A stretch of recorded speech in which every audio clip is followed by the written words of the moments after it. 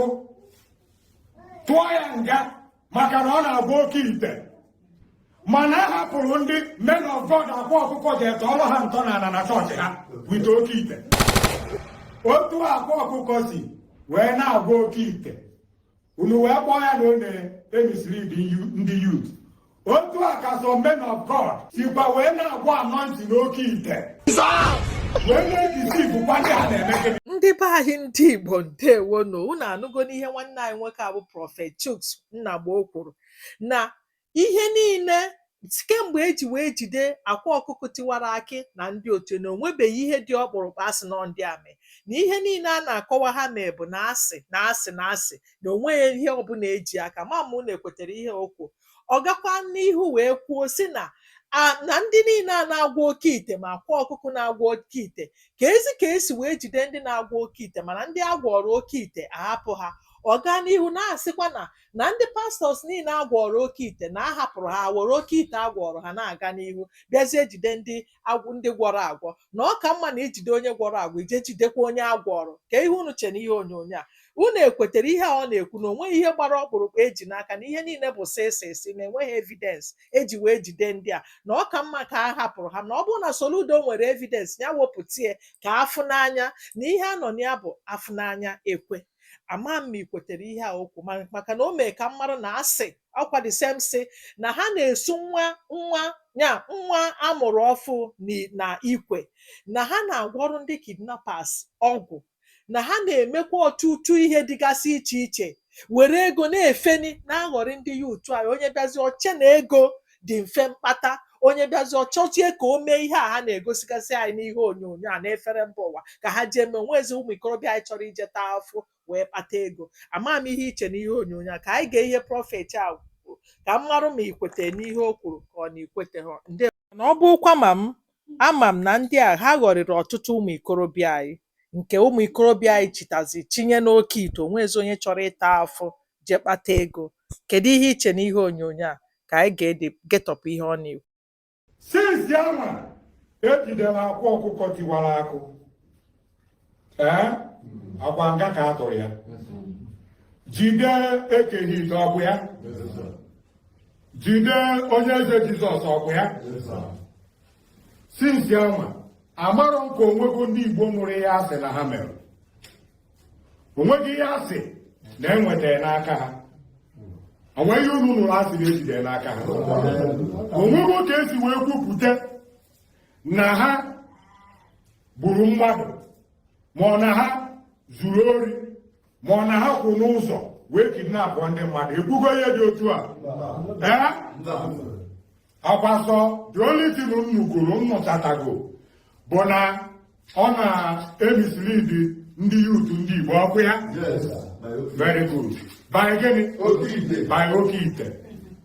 Ihe nchọ ka nnụ bụ na ihe niile a na-akọ na rumo na-eziokwu ejikwa wee na-esu nwatakịrị n'ikwe, ejikwa wee na-aghọrọ ndị dị ime ụmụazị n'afọ. Ihe a ka m chọrọ ka anụ. Mana gọvanọ whereby na onwebeghị any tangible thing a gwara anyị ndị a mere. Biko ụmụnna anyị ka ha bụ si release efa kama si dọhịa ezigbote aka na gịnị na ntị release efa, because agaghị ejide akwa ọkụkọ tiwara akụ tụọ ya nga maka na ọ na-agba oke ite. Mana a hapụrụ ndị men of God akwa ọkụkọ ji etọọrọ ha ntọ na chọọchị ha wite oke ite.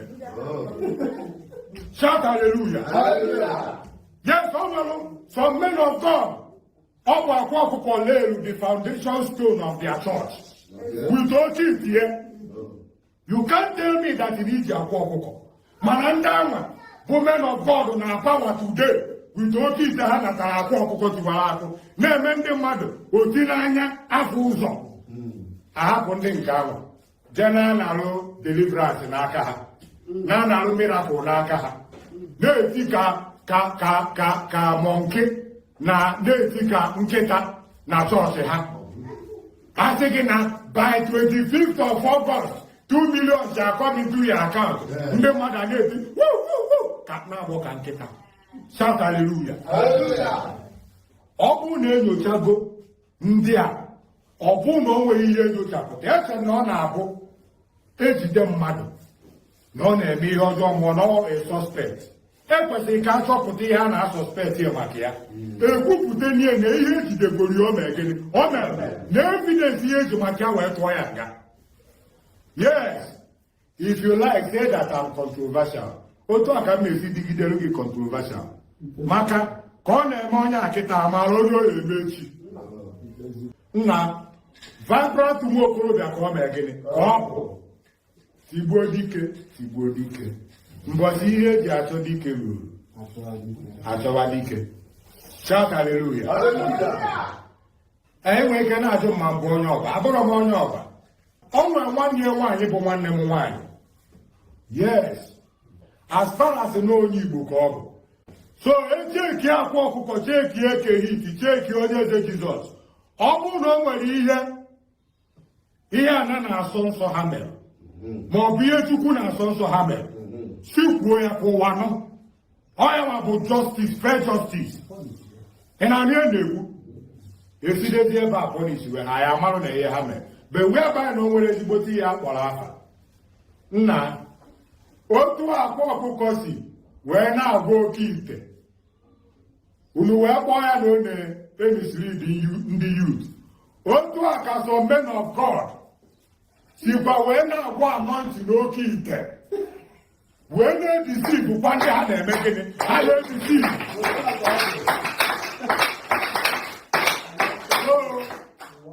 Ofu onye mkpusi na-eme enye ndị ebe a enye ndị ebe a so enye akwa ọkụkọ si nyekwa ndị nke ọzọ. Shout hallelujah. Otu akwa ka ọtụtụ ndị politicians sikwa wee were ihe ha nwetara n'oke ite wee banye na gọọmenti haus. Biko ọ bụrụ na a na-eme desanitization si bido n'isi mmiri wee mewe gịnị merie wee gbadatara ka ọ ghara ịdị ka ọ nwere ndị a na-emegide nwee ndị ọzọ a na-enye preferential gịnị treatment n'ala Igbo. Shout hallelujah. Shout hallelujah. Chetanụ na ihe nji agwa ya bụ na Igbo niile nwere common battle to fight. Okay? Yes. The best thing any gọvanọ nọ n'ala Igbo kịta kwesịrị ị na-ekwu maka ya bụ unu afụrụ ndị ebe ugwu na-abata n'ala Igbo ha abatago n'obodo Igbo dị iche iche ọkụpaghị ebe a ndọ n'ike ka ha ji bata gbuo ọtụtụ ndị ha bụ. Okay? Yes, enwekwara ndị Igbo na-emekwa ụdị ihe anwa ndị ugwu a na-eme ndị ebe ugwu. Yes, otu a ndị udo ga-achị ọkwa udo ga-achị. So otu a ha si wee na-clamp those people nọ wee kidnap ụmụnne anyị na-egbu ha in some cases. Sisi otu a wepụta anya karịa n'ebe ndị Fulani nọ. Shout hallelujah.